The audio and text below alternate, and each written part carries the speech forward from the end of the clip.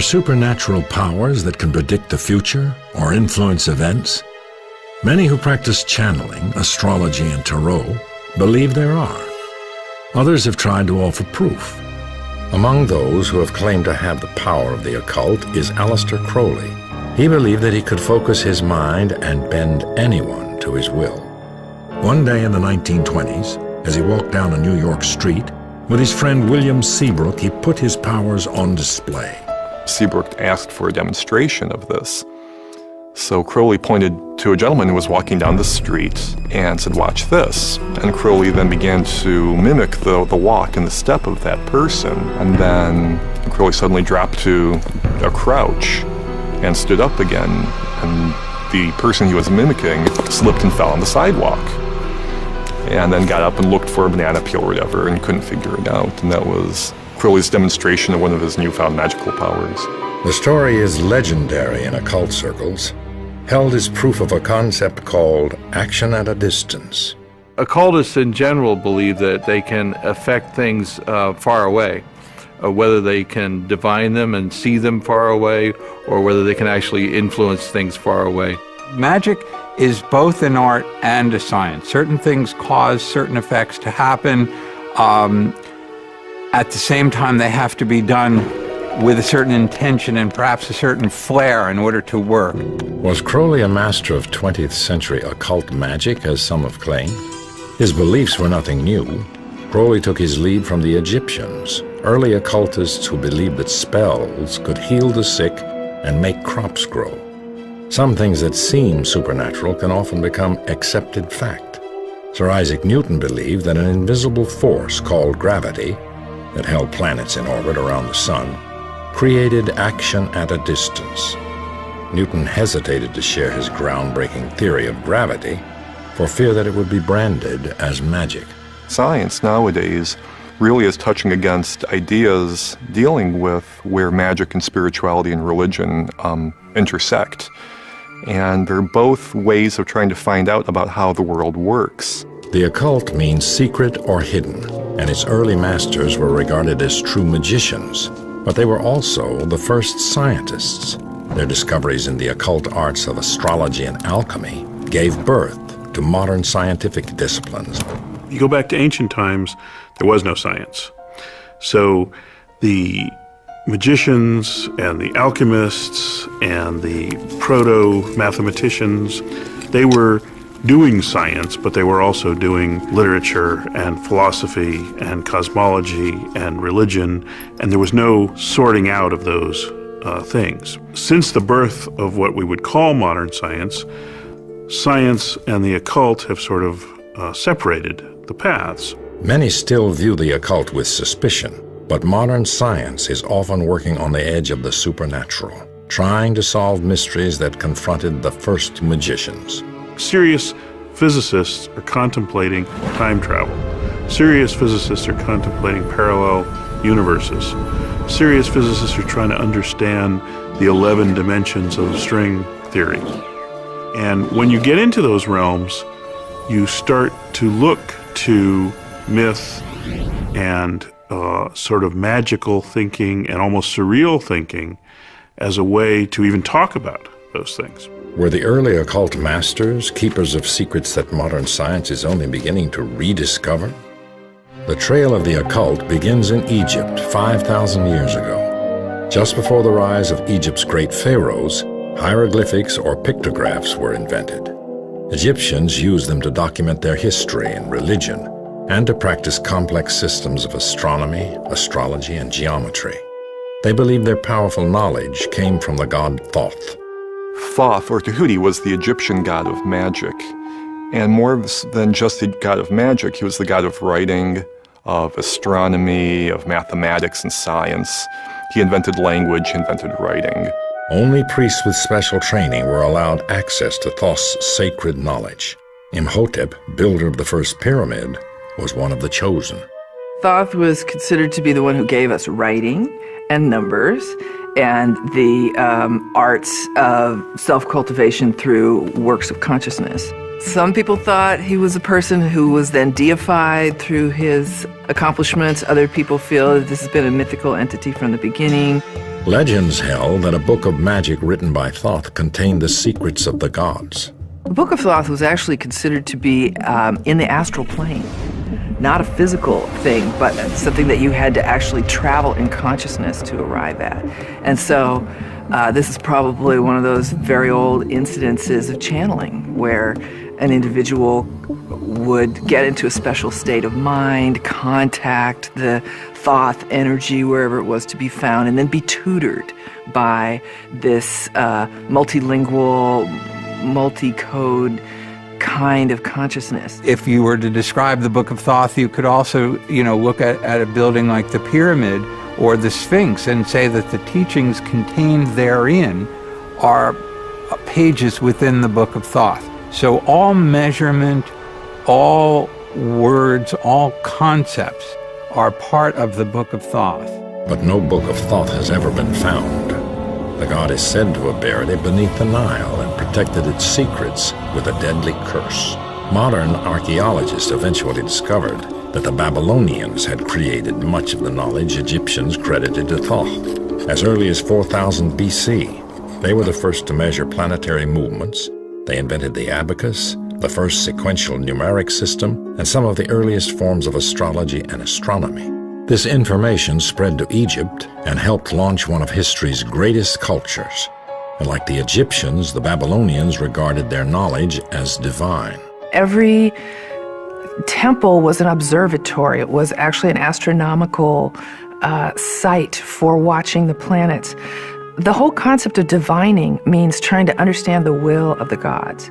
And in order to understand the will of the gods, you have to have something to read about them, something that you see they're doing. The Babylonians used one of the occult's oldest arts to understand their world, divination, or accessing the supernatural. The movements of the planets through the heavens used to be considered the footprints of the gods and goddesses. And when they would catch up with each other and have interactions, or one would go retrograde and then go forward again, these things were all understood to affect the world. It began in the Stone Age, when shamans invoked the spirits to ensure the success of the hunt. Certain people who were distinguishable by early man as having sort of mystical experiences, and these would be the religious representatives of the clan. These people would have been communicating in ways of imagination to kind of talk to the gods or talk to the spirits or affect certain things that would happen.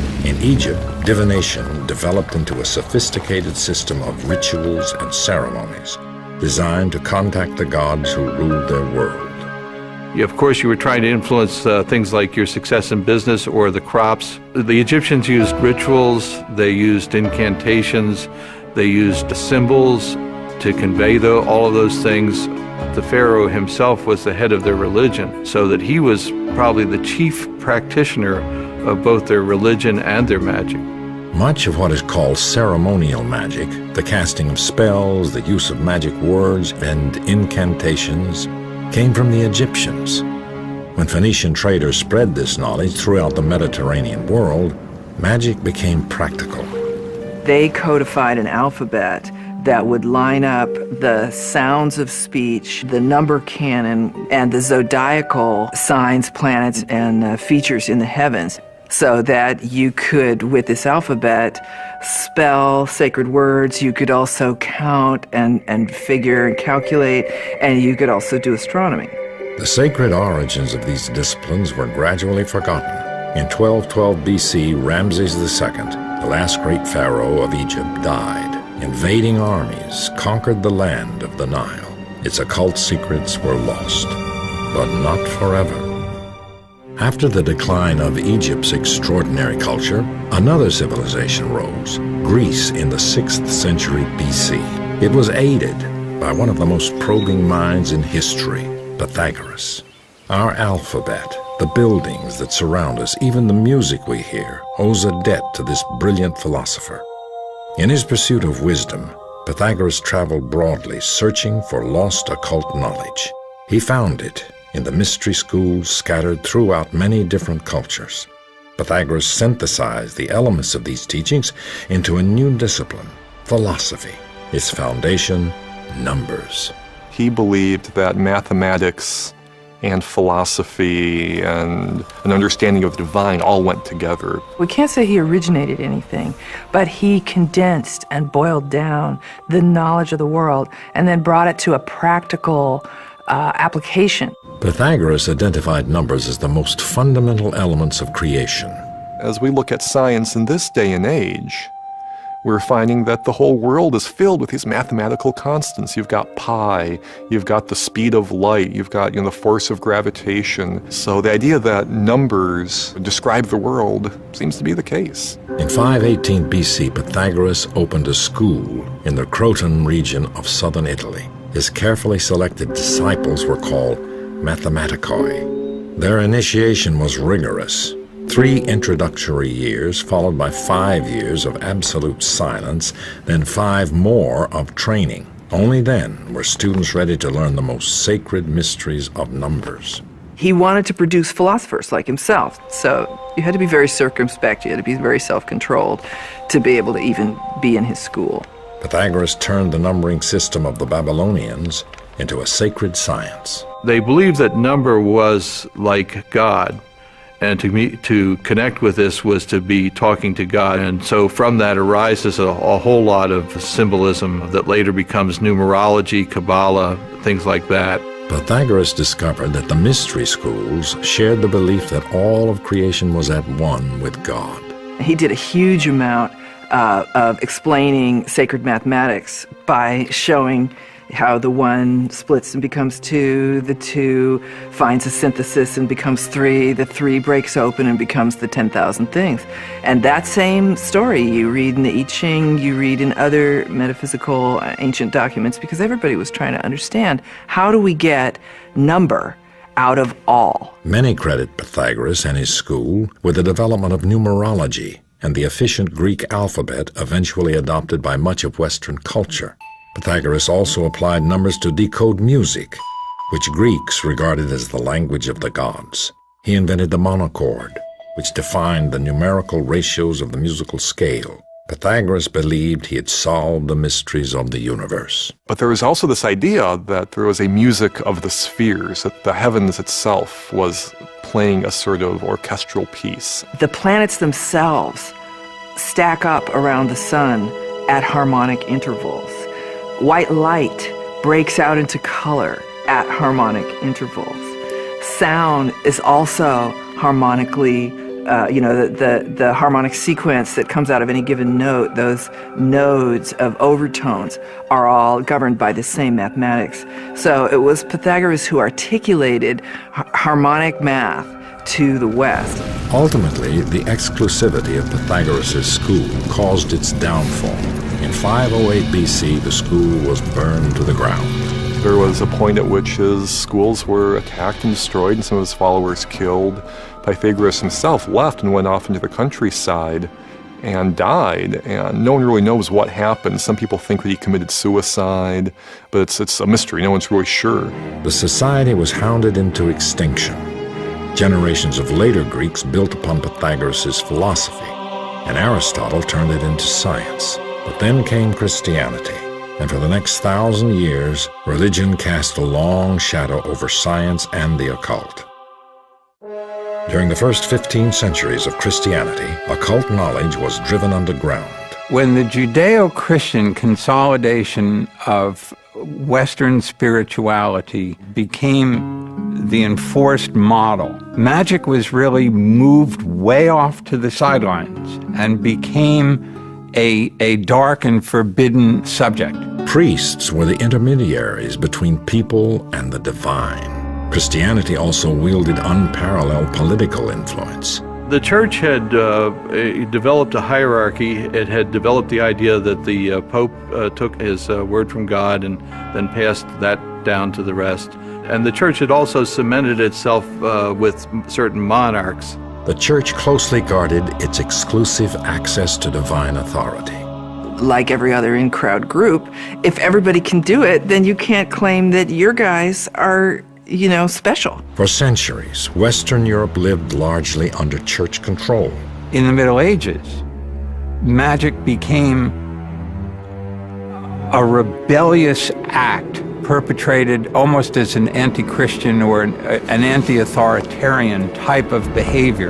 The church singled out occultists, condemning them because they believed that an individual could have direct access to God.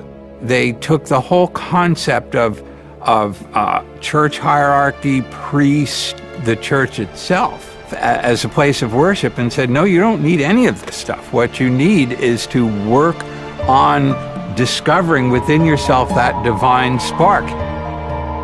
But in the 14th century, the occult would rise again. Ironically, the church's holy war, the Crusades, was in part responsible. Monasteries to the east on the border of the Muslim world had preserved many of the ancient Greek and occult texts, studying them as curiosities. Returning crusaders brought a number of these documents back to Europe with them. This learning started to trickle back, and little things were found in monasteries, a bit of scripture here, a bit of text there. And so the rumors were around that there had been greater learning in the past. This rediscovery fueled an extraordinary rebirth of culture.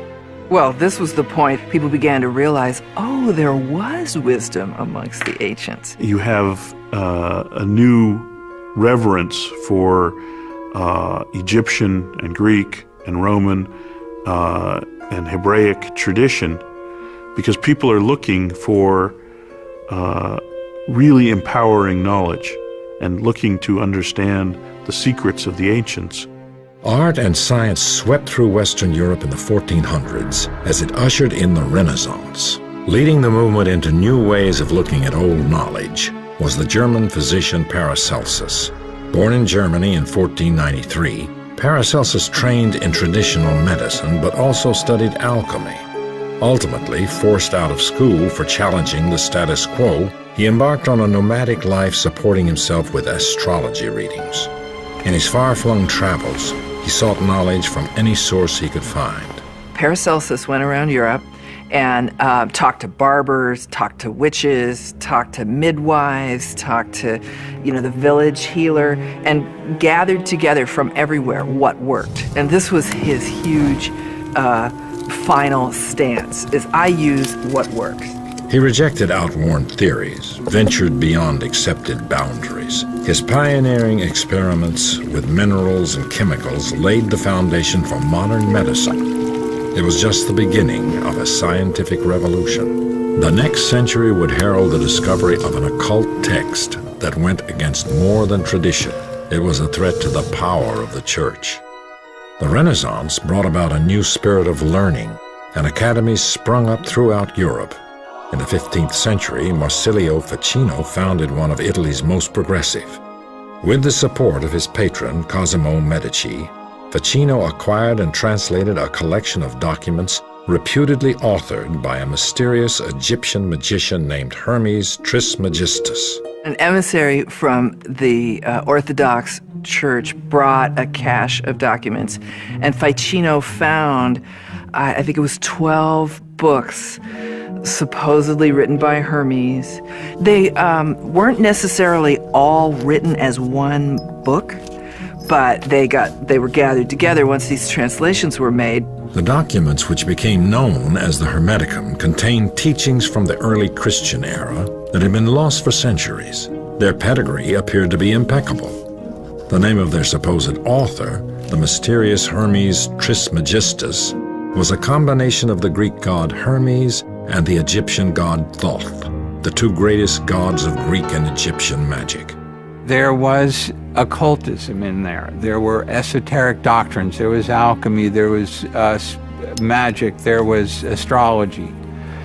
And Ficino and his school considered these documents to be extremely old, predating Plato, in fact, and having come from Egypt. Scholars would determine that the man Hermes Trismegistus never existed. What Ficino was translating was a compendium of Greek lore about how an individual could cultivate themselves and become enlightened. raising of a given individual's consciousness until they are like the gods. The books were set up as a series of dialogues between the god Hermes and others who conveyed the secrets of the universe. One of the documents was a short piece called the Emerald Tablet, which became the Bible of Renaissance occultists. On this tablet, it was said, these are all legends, that there were 12 or 13 lines, and these lines started with "as above, so below." This was the great idea of the pattern of the universe, the pattern of the stars and the great universe is repeated as well on the earth. The Hermeticum restated the teaching of the early mystery schools, that human beings possessed a divine nature. So this is really the goal of Hermetic initiation and any other kind of initiation, would be to transcend our mortality and put us back into our ultimate state as spiritual peers. The Hermeticum dazzled Renaissance scholars, and occultism was reborn. Could the idea that human beings shared a direct link to God undermine the authority of the Church? The discovery of the Hermeticum during the Renaissance created a new generation of occultists. They sought to combine religion with science and magic, a dangerous undertaking in a society ruled by Christianity. John Dee would risk his life to study its teachings. John Dee was a giant. John Dee was the embodiment of the ideal of an enlightened being who had the spiritual understanding of his role and mission in life, and who was gifted with, superior intelligence. But like Pythagoras, he would pay a heavy price for daring to seek out the wisdom of the gods. The ultimate Renaissance man, Dee followed in the footsteps of Paracelsus, using experimentation to become a gifted scientist, an inventor, a mathematician, a brilliant cryptographer, and a pioneer in the field of navigation. But he was also an occultist, he was a sorcerer, he was an astrologer, he was in fact Queen Elizabeth's personal court astrologer. And in that sense, his interests were all very much in keeping with the thinking of the time. There wasn't a distinction made between magic and science, and he was pursuing an understanding of the world around him. When Queen Elizabeth rose to the throne of England in 1558, she installed Dee as court astrologer, but his influence reached far beyond his position. England's famous magician was also a spy for the Queen. He was involved with political intrigue. He was a trusted ally of the Queen, but he was also working behind the scenes throughout Europe to help to lower the power of the Church and to substitute Protestant power in its stead. With Dee's guidance, Queen Elizabeth officially legitimized the most significant occult science of the Renaissance, alchemy. Alchemists had two goals: to heal illness and to turn base metal into gold. They believed success could be achieved by finding the Philosopher's Stone, a mystical agent that would also produce a higher level of consciousness in the alchemist. That was really an approach to trying to understand the way the physical world works, and alchemy as a practice, was the forefather of modern chemistry. Alchemy had existed since the early Egyptians, but in the hands of the Renaissance scientists, it reached new heights. Everything that we know and do today in our modern science was developed by the alchemists. Laboratory techniques were part of the alchemical tradition. The observation of results, the scientific method is a child of alchemy. Alchemists were on the leading edge of science. They discovered phosphorus, zinc, the distillation of alcohol, the germ nature of diseases. They were the first to understand how blood circulates in the body. The Church viewed their unorthodox experiments and scientific breakthroughs with growing suspicion. We are speeding up what nature does.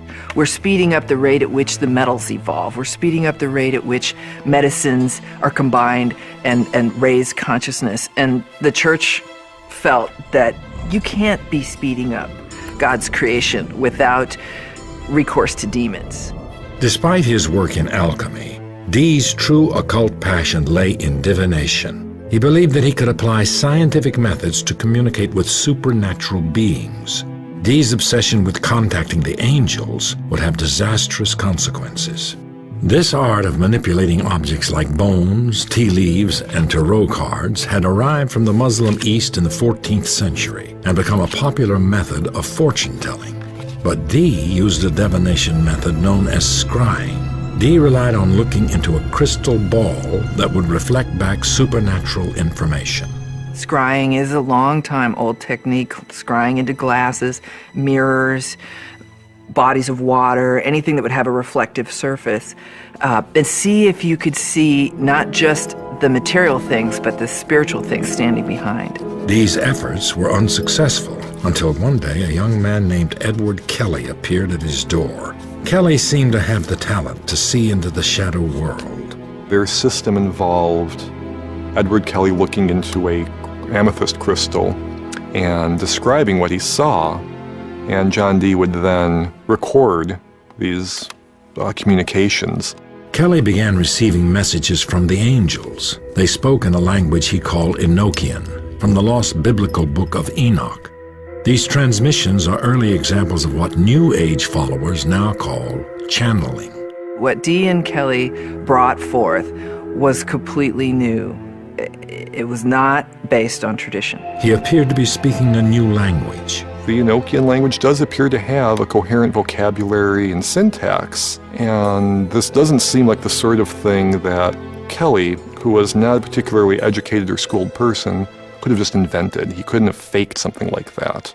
John Dee and Kelly embarked on a tour of Europe to share their discoveries, just as the Inquisition launched another crackdown against heretics. All you needed was a slight change in political or religious circumstance, and something that was considered exceptionally wonderful would then be considered demonic and scary. Dee returned home to England to find that a mob had destroyed his irreplaceable library and scientific and occult instruments. Dee had fallen out of favor with the court. The man who began as a leading scientist of the Renaissance ended his life penniless, branded as a sorcerer. Dee's main legacy was not to science, it is to magic.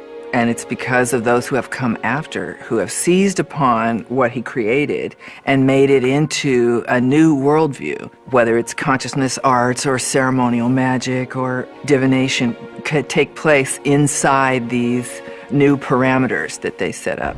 John Dee's fall was the beginning of the occult's end. The practices were reviled by the church as the work of demonic possession. From the 14th through the 16th century, more than 40,000 people would be executed for witchcraft. Occult ideas became embedded in the traditions of secret societies, such as the Freemasons and the Rosicrucians. They were tending to do them passed on among secret brotherhoods and organizations because these are very powerful and dangerous ideas, dangerous to status quo, dangerous to institutionalized religion. So there's an element of underground secrecy associated with some of these themes. These havens of safety began to flourish across Europe. Secret societies were instrumental in the new age of enlightenment that swept through Europe in the 1700s and even helped in the founding of American democracy. Participation in these organizations had fallen dramatically by the mid-1800s as they became more civic-minded and less interested in the occult. So what would cause a resurgence in the occult? In rural New York, two unlikely sisters would inspire a national obsession with the occult. Magic would once again capture imaginations. On March 31st, 1848, Sisters Leah and Margaret Fox publicly declared that they had contacted spirits from beyond the grave. An American fascination for communicating with the dead occurred almost overnight. The Fox sisters used a technique called a seance, which quickly became one of America's most popular pastimes. People gathered in a darkened room while a medium tried to make contact with the spirit world. There would be tambourines and other bells that would sound, and the medium would actually be able to exude, ectoplasm from their nostrils or their mouth, and it was this sort of spiritual substance that allowed the spirits of the dead to manifest and appear. And in other cases, the medium would simply become a conduit or a channel through which the deceased were able to speak. Many who practiced spiritualism believed it would lead to scientific proof of the existence and immortality of the soul, and they gained an iconic champion when the Russian-born Madame Blavatsky arrived in New York at the height of spiritualism's popularity. She soon became the self-proclaimed decoder of ancient occult secrets. She grew up in a wonderful occult library that her father had established. She could see the connections between different cultures, spiritual teachings, and she was attempting to correct the errors of Christianity by bringing in mysticism and spirituality from other cultures. Born in the Ukraine in 1831 to a lower-ranking nobleman, Blavatsky was married early, but she abandoned her husband to spend 10 years traveling the world. She claimed to have studied with mystical adepts in India and Tibet. The exotic cigar-smoking medium became a sensation in the occult circles. She just wouldn't accept limits. She was one of the most educated person anybody who met her had ever met. And they couldn't understand, how could this powerful intellect be in this female body, just chewing up the landscape and producing this tremendous inspiration? Blavatsky's seances were the talk of New York. Mysterious letters would appear, written by spiritual leaders she called the Great White Brotherhood. Blavatsky was not above taking advantage of the popularity of seances to push her own cause, and she used these seances to very spectacular effect to materialize letters written by these ascended masters as instructions being passed down to her. The Brotherhood dictated to her the books that became the foundation of a new science of mysticism, Theosophy. Blavatsky wrote essentially two gigantic collections, Isis Unveiled and The Secret Doctrine, which purported to be the teachings, the secret teachings of this kind of Eastern brotherhood, the mystery schools of initiation. And she totally altered the spiritual landscape of Western civilization by introducing those concepts. She was very much a pioneer in bringing ideas of Eastern esotericism into the West. She focused on the similarities between Christianity and Hinduism and Buddhism and other spiritual traditions, arguing that there is in fact a tradition that underlies all spiritual faiths in the world. Blavatsky regarded her work as spiritual science and made connections between recent scientific advancements and occult beliefs. Blavatsky promoted the ancient Eastern mystical view that the essential nature of the world was not matter, but energy, which foreshadowed the discoveries of modern physics. Blavatsky also revived the Eastern beliefs in reincarnation and karma. Quickly acquiring a cult following, she launched the Theosophy Society. The term Theosophy, which Blavatsky coined, really comes from two words. They're of Greek origin. One is theos, which means God, and Sophia, which means wisdom. So the Theosophical Society was teaching divine or sacred wisdom. The Theosophical Society spread internationally and still exists in many countries. Blavatsky was hailed by her followers as the mother of the New Age. But for all of Blavatsky's charisma, she soon fell victim to her own success. And at the time that she was becoming famous, this business of spiritualism and channeling, and especially seances where you'd call up your dead ancestors, that was going all over the Western world, and she felt like that was charlatanism. So she wanted to represent a model that stepped outside of that and spoke to the verities, the truths, the larger things. But unfortunately, in the end, she got reduced down to the very thing she was trying to fight. In 1885, Blavatsky was investigated by London's Society for Psychical Research. It concluded that her seances were rigged. Writings didn't magically come from beyond the grave. There was a spring-loaded device in the bedroom above her chamber that allowed someone to put a letter into this device and have it drop down between the floorboards and materialize in their hands. Though many devoted followers refused to abandon Theosophy, Blavatsky was now tainted with fraud. She died soon afterwards. Her followers established a new headquarters in India where Theosophy thrived. A young protege, Krishnamurti, was identified as a reincarnated master and groomed to lead the Theosophy Society into the 20th century. Blavatsky's synthesis of Eastern and Western spirituality broke new ground in occultism. A man described by newspapers as the most wickedest man alive claimed he had penetrated even deeper into mysteries. Born in 1875, Aleister Crowley was raised in a strict religious household. His mother nicknamed him the Beast from the Book of Revelation. It was a title he embraced his entire life. He identified himself as the Antichrist, as the force that would take away this terrible Christian program which had so warped his childhood. Crowley began studying the occult as a member of the Golden Dawn. The Hermetic Order of the Golden Dawn was the secret society par excellence of the Victorian age in England. It brought together, again, the knowledge that was available at that point in time. So you had tarot, and you had Kabbalah, and you had John Dee's angelic magic and Rosicrucian traditions all being melded together under a single system. The Golden Dawn attracted many of the London intelligentsia. Crowley, though, ultimately broke away from the group.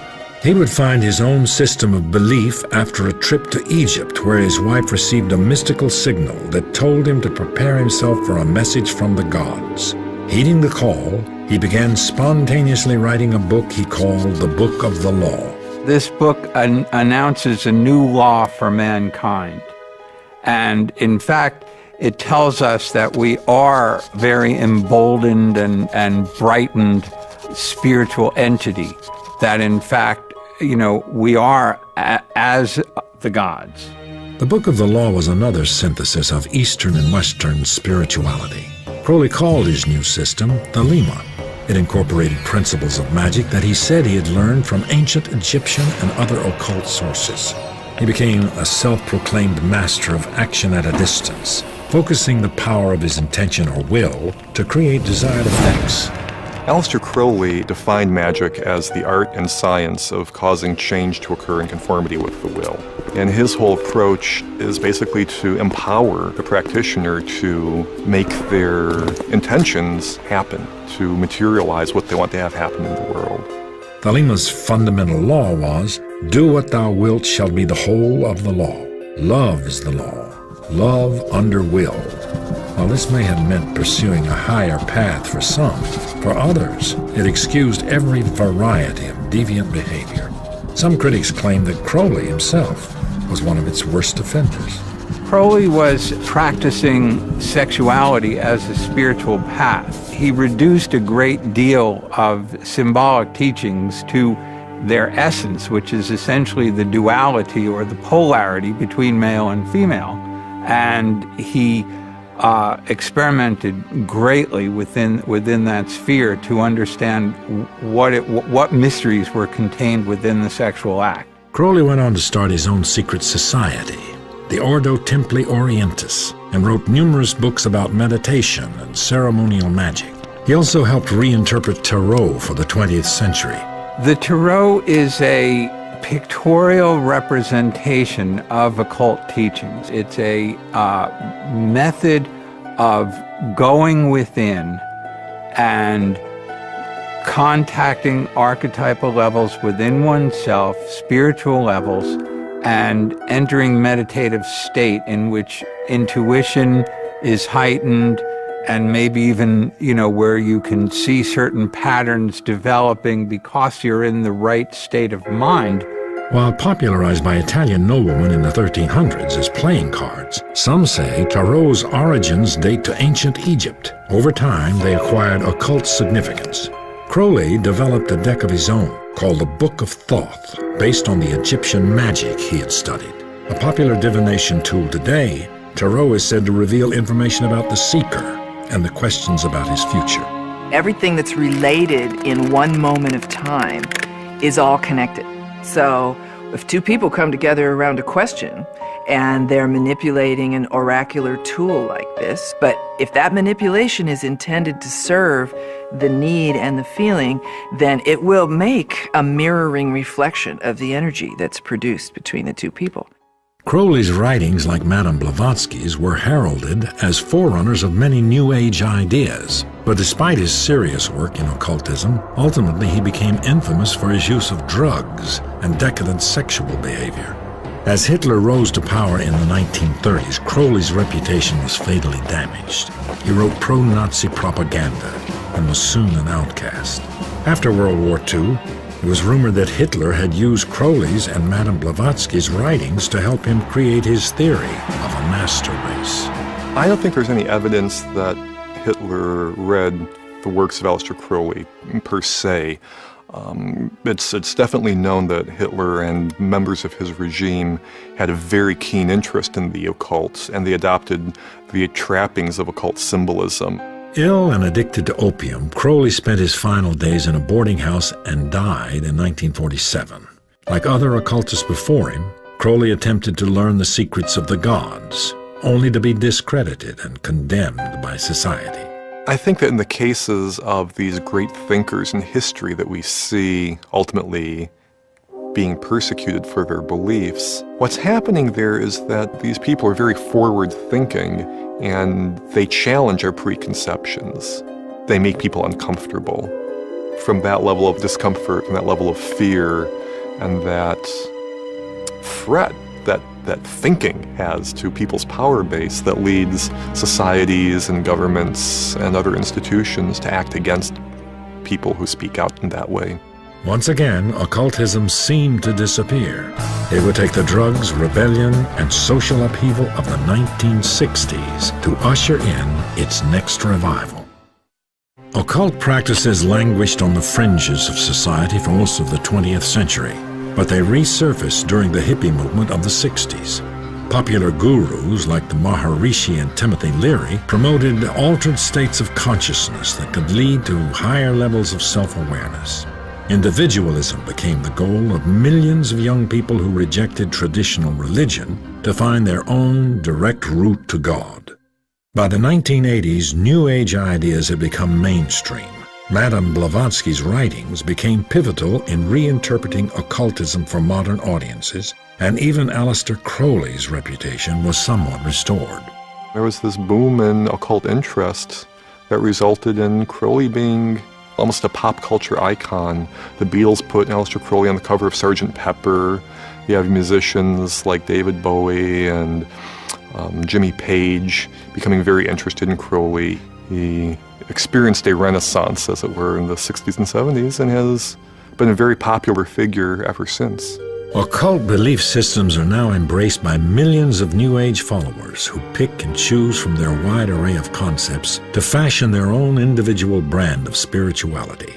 Yet the occult is still often regarded with suspicion. Many of those who practice occultism describe it as a modern mystical quest. The mystical quest is the process by which a limited, time-space-bound human being can transcend their background and history and come into this divinized or macrocosmic consciousness. And that is the process of becoming immortal.